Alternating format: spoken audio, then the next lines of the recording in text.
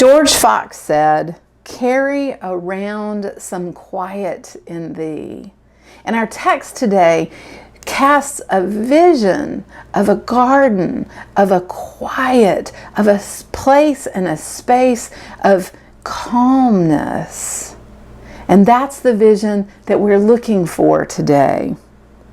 Over the last week, I paid attention to how many times I had to fight having split attention. I mean, just as I was starting to think about this sermon, I was watching an episode of Star Trek. And yes, I am a Star Trek enthusiast, but even when I was watching Star Trek: The Next Generation and the new fantastic show called Picard, I found myself picking up my phone, checking my email, checking Facebook, and even checking out some TikTok videos. Do you remember picture-in-picture TVs where you could watch a football game here and a basketball game here? That might be hard in seasons, but whatever. That is what our minds are like right now, picture-in-picture. Over and over again, I find myself doing more than one thing: writing and watching, talking and texting, driving and listening. Divided attention could be my middle name. Why, in God's name, is my attention so divided? In an article about attention and focus, Johann Hari quoted Professor Joel Nigg, a leading expert on children's attention, who says that we may be developing an attentional, pathogenic culture, an environment in which sustained and deep focus is harder for all of us. And Johann Hari also quoted Professor Barbara Demonix, a leading French scientist who has studied some key factors that can disrupt attention.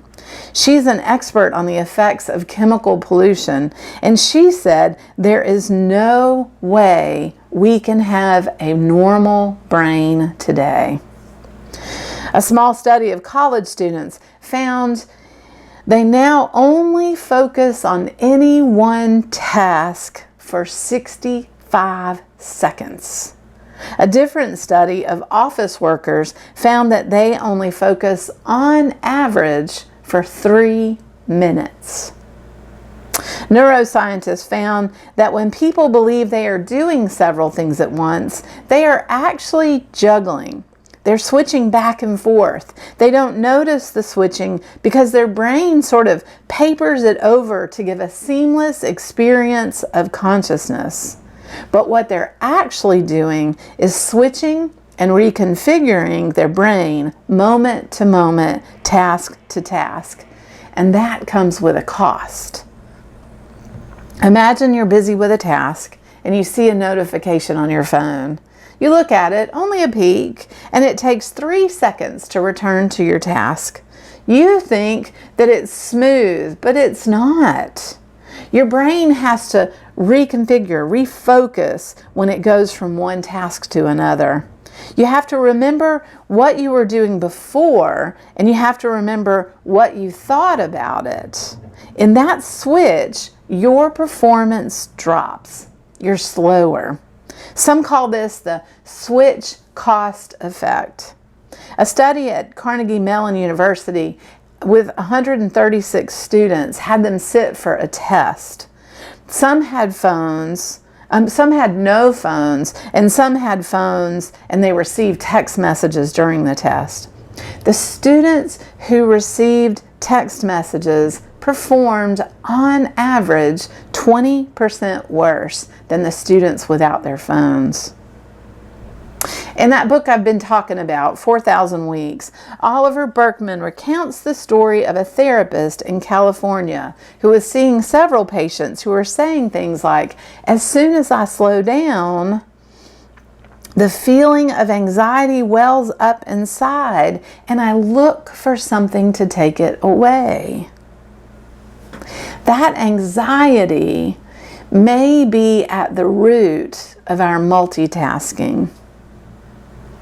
Go faster, the world tells us. Do more. Our days are stretched so thin, cramming our hustling selves into 24-hour days, even if we try to sleep for a few of them. We work our jobs, our volunteer projects, and then try to have a perfectly clean home and a beautifully coiffed yard. It is at once an anxious response, a lack of patience, and too much perfectionism. And then we add into it sort of this internal shame and external judgment. And they're all kind of working together to keep us in a go, go, go, go, go pace. I wonder if we can, imagine Sabbath rest as a part of the healing solution to this. That Sabbath might help us resist this jumping from one task to another. That Sabbath might help us resist the incessant lack of attention because of our wired lifestyles. I've been thinking all week about those first couple of weeks of the pandemic when we were at home. And I wonder if you can do a mind experiment with me and picture yourself back in those first few days and weeks after the pandemic started. We were at home. We were certainly worried. We might have done some panic shopping, seeking toilet paper and cold medicine of all the things. But then there was this liminal space, hours where there weren't a billion things to do and sort of quiet all around. In my home, I usually hear the school that's next door. I hear traffic and the constant whirring of lawnmowers and leaf blowers. There was none of that. Everything had stopped.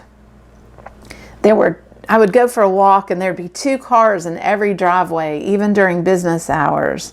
There were people walking around the neighborhood. I'd sit in my backyard and the air smelled different. People were posting pictures on the internet of polluted areas that were cleared. You could see mountain peaks that had been covered by pollution. They were suddenly seeable. There was no airport traffic, no honking, there was just quiet. It was almost creepy. But there was also something so life-giving about it. Pure, unadulterated quiet, clear air. There was an openness and a sense of possibility to it. What if we could all have a few minutes of that each day? Or maybe even for a few hours each week? I've said kind of over and over that I think Sabbath is the thing that God has given us, the God who rests has given us in order to experience that.